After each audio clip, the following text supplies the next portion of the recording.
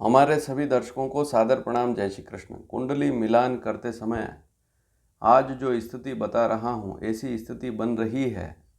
दोनों की राशियों का मिलान और नक्षत्रों का मिलान करते समय आज जो स्थिति बता रहा हूँ, ऐसी स्थिति बन रही है तो नाड़ी दोष बिल्कुल नहीं लगेगा। कई परिस्थितियों में कई प्रकार की ऐसी स्थितियाँ हमारे सामने आएगी, उनमें नाड़ी दोष लगता ही नहीं है, हम नाड़ी दोष मान लेते हैं।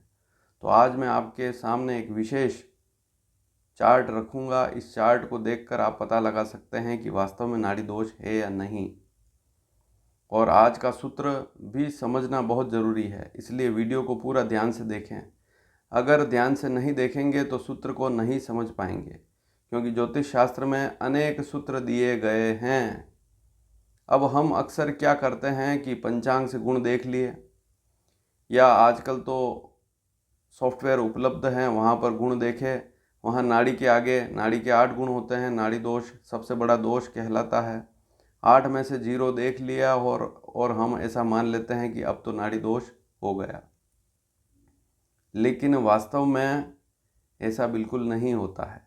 जो हमें सॉफ्टवेयर से या मोबाइल से गुण प्राप्त हो रहे हैं वे वास्तविक गुण नहीं हैं, या जो दोष दिखाई दे रहे हैं वास्तव में वह दोष होता ही नहीं है, और हम उस दोष को मानकर अच्छे अच्छे मिलान हाथ से छोड़ देते हैं।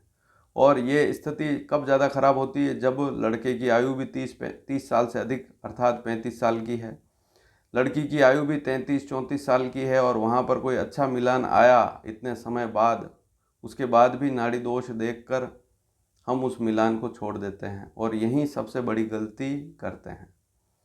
तो नाड़ी को कैसे देखते हैं? सबसे पहले तो आप यह समझें, यहाँ पर एक चार्ट आपको दिखाई दे रहा होगा, लेकिन आप यह नोट कर लें कि जो नाड़ी है वह नक्षत्र के आधार पर देखी जाती है, राशि के आधार पर नहीं देखी जाती है। तो हर राशि में 3 नक्षत्र होते हैं। आपका भी जन्म का कोई न कोई नक्षत्र होगा, तो आप जब कुंडली खोलेंगे तो आपका नक्षत्र भी लिखा हुआ वहाँ कुंडली में मिलेगा, नक्षत्र का चरण भी लिखा हुआ मिलेगा, और आपकी नाड़ी कौन सी है, आदि नाड़ी है, मध्य नाड़ी है या अंत्य नाड़ी है। नाड़ी 3 प्रकार की होती है, तो अलग अलग नक्षत्र की अलग अलग नाड़ी होती है। लेकिन नाड़ी दोष सामान्य तौर से कैसे देखते हैं कि लड़के की नाड़ी और लड़की की नाड़ी, दोनों की नाड़ी एक हो तो हम नाड़ी दोष उसे मान लेते हैं, लेकिन ऐसा करना भी गलत है। बहुत बड़ी गलती यहाँ पर करते हैं। ज्योतिष में सूत्र तो लिखा है कि दोनों की नाड़ी एक हो तो नाड़ी दोष लगता है, लेकिन फिर उसके अनेक सूत्र और दिए हैं, उनको ढंग से देखेंगे तभी नाड़ी दोष को समझ पाएंगे। तो दोनों की एक नाड़ी होने पर भी नाड़ी दोष नहीं लगता है। अब नाड़ी का सीधा संबंध है, नाड़ी शब्द से ही समझ आ रहा है कि इससे हम स्वास्थ्य को देखते हैं। अगर नाड़ी दोष आ रहा है तो स्वास्थ्य विवाह के बाद खराब रहता है, ऐसा माना जाता है, ऐसा ज्योतिष शास्त्र में लिखा है। और बहुत सी बार हम संतान के बारे में भी सुनते हैं कि संतान नहीं होती है, लेकिन स्पष्ट तौर से कहीं नहीं लिखा है कि नाड़ी दोष से संतान नहीं होगी। लेकिन यह जरूर लिखा है कि नाड़ी दोष अगर हो तो स्वास्थ्य खराब रहता है, लेकिन सभी परिस्थितियों में नाड़ी दोष नहीं लगेगा। इस चार्ट को समझना बहुत ज़रूरी है। तो आदि, मध्य और अंत्य 3 प्रकार की नाड़ी होती है। हर नक्षत्र की कोई न कोई नाड़ी होगी, और दोनों की नाड़ी एक हो तब जाकर यह समस्या आती है। और इसका समाधान कैसे करें, इस चार्ट को देखकर। अब आज का जो सूत्र है, इस सूत्र में सबसे पहला नियम क्या है इसको नोट कर लें। यदि लड़की का त्रिपाद नक्षत्र हो तभी यह नियम लागू होगा। ध्यान से सुने, लड़के की बात नहीं हो रही, लड़के की बात भी करेंगे इसी वीडियो में, क्योंकि यह जानकारी सभी राशि वालों के लिए है। लेकिन लड़की का यदि त्रिपाद नक्षत्र हो तभी इस चार्ट को देखना होगा। अलग अलग चार्ट हैं ज्योतिष शास्त्र में, तो इस चार्ट को कब देखना है? जब लड़की का मिलान देख रहे हैं और लड़की का त्रिपाद नक्षत्र हो। अब त्रिपाद नक्षत्र का क्या अर्थ होता है? ऐसा नक्षत्र जिसके 3 चरण किसी अन्य राशि में हो और 1 चरण किसी अन्य राशि में हो। यहाँ पर इस चार्ट में आप देखेंगे कि जिन नक्षत्रों के नीचे मैंने ग्रीन लाइन, हरी लाइन कर रखी है, ये 6 नक्षत्र त्रिपाद नक्षत्र कहलाते हैं। मेष और वृषभ राशि में कृत्तिका नक्षत्र आता है, इसे त्रिपाद नक्षत्र कहते हैं। मिथुन और कर्क राशि में पुनर्वसु नक्षत्र आता है, उसे भी त्रिपाद नक्षत्र कहते हैं। इसी प्रकार से सिंह और कन्या राशि जो है, इसमें उत्तरा फाल्गुनी नक्षत्र आता है, उसे त्रिपाद नक्षत्र कहते हैं। हर नक्षत्र के 4 चरण होते हैं, तो बहुत सी ऐसी स्थितियां होती है, 6 स्थितियां ऐसी होती है, 6 नक्षत्र ऐसे होते हैं। इनमें क्या होता है कि एक चरण तो किसी अन्य राशि में होगा, 3 चरण किसी अन्य राशि में होंगे। तो उत्तरा फाल्गुनी नक्षत्र यह भी त्रिपाद नक्षत्र में आता है और यह सिंह और कन्या राशि में आता है। फिर तुला और वृश्चिक राशि में विशाखा नक्षत्र आता है, त्रिपाद नक्षत्र। और धनु और मकर राशि में उत्तराषाढ़ा नक्षत्र आता है। कुंभ और मीन में पूर्वा भाद्रपद नक्षत्र आता है। तो आपने इस चार्ट में देख लिया कि कौन कौन से त्रिपाद नक्षत्र होते हैं। अब मान लीजिए आपके पास कोई मिलान आया और उस मिलान में आपने देखा कि आपके लड़के का तो कोई भी नक्षत्र है, लेकिन लड़की का त्रिपाद नक्षत्र है। आपने यह बात नोट कर ली कि इन 6 नक्षत्रों में से ही लड़की का कोई न कोई एक नक्षत्र है, या तो कृत्तिका है लड़की का, या पुनर्वसु है, उत्तरा फाल्गुनी है, या विशाखा है, उत्तराषाढ़ा है, या पूर्वा भाद्रपद है। 6 में से कोई एक नक्षत्र यदि लड़की का है, आपके लड़के का कोई भी नक्षत्र हो सकता है। लेकिन अब आपको यह देखना है कि अगर दोनों की नाड़ी एक है तो इस चार्ट को जरूर देखें। अब कैसे देखेंगे, जैसे मैं आपको उदाहरण से समझाऊं। ऐसा भी हो सकता है कि आपकी जो लड़की है उसका नक्षत्र इन 6 नक्षत्रों में से हो, आपकी लड़की भी हो सकती है, और उसका जो नक्षत्र है वह इन 6 नक्षत्रों में से ही हो, ऐसी स्थिति भी हो सकती है। और ऐसी स्थिति में जब लड़के का मिलान आता है तो उसका नक्षत्र देखें, उसकी नाड़ी देखें, और जब आप कंप्यूटर से मिलान करेंगे दोनों की एक नाड़ी आ रही है तो आप नाड़ी दोष मान लेते हैं, लेकिन इन परिस्थितियों में नाड़ी दोष नहीं लगेगा। तो नियम आपने समझ लिया। सबसे पहला नियम क्या है कि लड़की का त्रिपाद नक्षत्र हो तभी यह चार्ट आपको देखना है। इसके लिए चतुपर्व नाड़ी चक्र बनाना पड़ता है। अधिकतर पुस्तकें आप देखेंगे तो वहाँ पर इस चार्ट के बारे में लिखा गया जरूर है, लेकिन चार्ट को बनाकर नहीं दिखाया गया है। तो मैं आपको YouTube पर पहली बार इस चार्ट को, पहले भी मैंने इसके बारे में जानकारी दी है और इस चैनल के माध्यम से यह विशेष जानकारी आपको दी जा रही है। इस चार्ट को ज़रूर देखें, क्योंकि ये चार्ट आपको कहीं नहीं मिलेंगे, कहीं ढूंढेंगे सोशल मीडिया पर तब भी नहीं मिल पाएगा। तो इसे आप नोट कर लें, उतार लें। अब उदाहरण से समझें आप इस चार्ट को। इसको 4 भागों में बांटा है। यहाँ पर आप देखेंगे कनिष्का, अनामिका, मध्यमा और तर्जनी। 4 उंगलियां, जैसे हमारी जो हाथ है अंगूठे को छोड़ दें, 4 उंगलियां हैं, 4 पर्व हैं। तो इस प्रकार से 4 उंगलियों को आपको गणना के अनुसार आप समझ सकते हैं।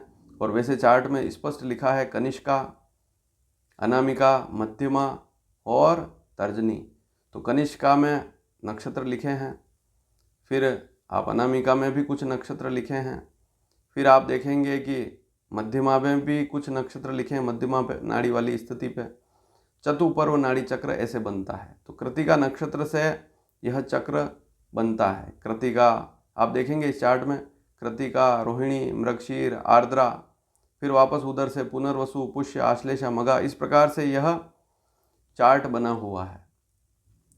अब उदाहरण से समझें। मैं आपको उदाहरण एक समझा रहा हूँ, इसको ध्यान से 1-2 उदाहरण समझाता हूँ। जैसे अब आपने देख लिया कि लड़की का त्रिपाद नक्षत्र है। जैसे उदाहरण से समझें कि लड़की का मान लीजिए कृत्तिका नक्षत्र है। अब कृत्तिका नक्षत्र की अंत्य नाड़ी होती है। अगर किसी लड़की का कृत्तिका नक्षत्र है तो अंत्य नाड़ी होगी। अगर पूर्वा भाद्रपद नक्षत्र है, इसी लाइन में नीचे देखें पूर्वा भाद्रपद, कनिष्का नाड़ी, इस चार्ट में कनिष्का में देखें कृत्तिका लिखा है, अंत्य नाड़ी होती है, पूर्वा भाद्रपद की आद्य नाड़ी होती है।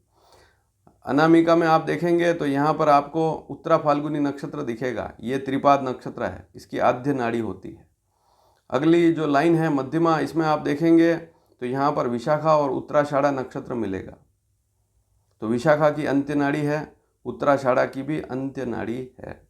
अब आगे देखेंगे पुनर्वसु, अंतिम जो छठा नक्षत्र है पुनर्वसु नक्षत्र, उधर लास्ट में देखेंगे आप तर्जनी नाड़ी में, तर्जनी वाली लाइन में, तो उसकी आद्य नाड़ी होती है। आदि, मध्य और अंत्य, आद्य भी बोलते हैं, आदि भी बोलते हैं, और बाकी मध्य नाड़ी होती है और अंत्य नाड़ी होती है।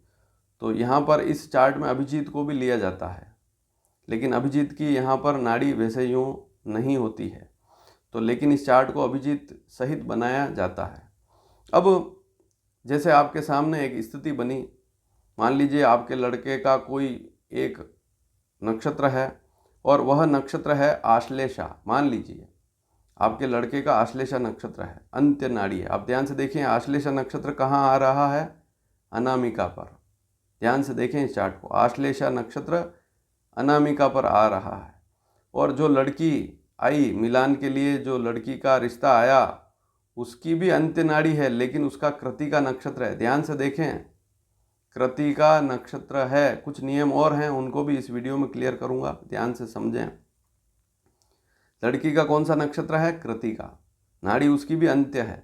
और आश्लेषा नक्षत्र है लड़के का, उसकी भी अंत्य नाड़ी है, लेकिन अलग अलग उंगलियों पर, कनिष्का में है कृतिका और अनामिका में आश्लेषा नक्षत्र है। दोनों अलग अलग पर्व पर आ गए या अलग अलग उंगलियों पर आ गए गणना से देखें तो इस चार्ट के अनुसार आप समझ सकते हैं कि दोनों अलग अलग स्थितियों में हैं।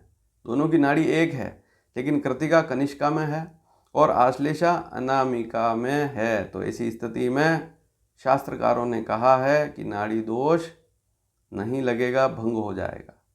ऐसी स्थिति में नाड़ी दोष समाप्त हो जाएगा। कितना आसान है इस चार्ट को समझना, लेकिन नियम ध्यान में रखें, वापस बार बार कह रहा हूँ। अब यहाँ अगर आप गलत समझ लेंगे तो फिर कोई समाधान नहीं है।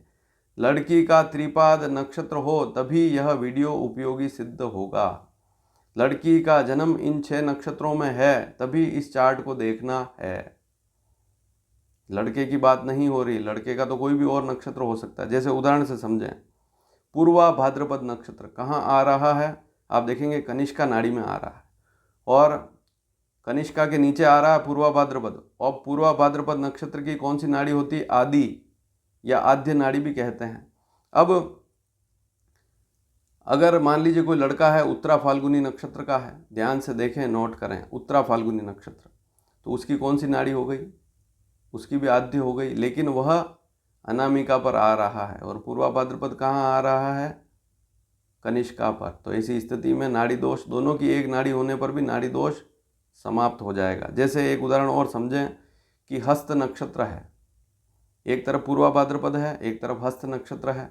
हस्त नक्षत्र कहाँ आ रहा है, मध्यमा पर, तो वहाँ उसकी नाड़ी आद्य है और पूर्वा भाद्र की भी आद्य नाड़ी है। ऐसी स्थिति में भी नाड़ी दोष नहीं लगेगा, दोनों की एक नाड़ी है, दोनों एक ही लाइन में है। मान लीजिए दोनों कनिष्का में है, इस चार्ट को कैसे समझना है कि दोनों के नक्षत्र एक में ही है, एक ही लाइन में है, लेकिन वापस नियम ध्यान रखें, बार बार इस नियम को समझा रहा हूँ। लड़की का उत्तरा भाद्रपद नक्षत्र, लड़की का त्रिपाद नक्षत्र हो, अर्थात जो 6 नक्षत्र बताए उनमें से नक्षत्र लड़की का है, तभी यह चार्ट देखना है।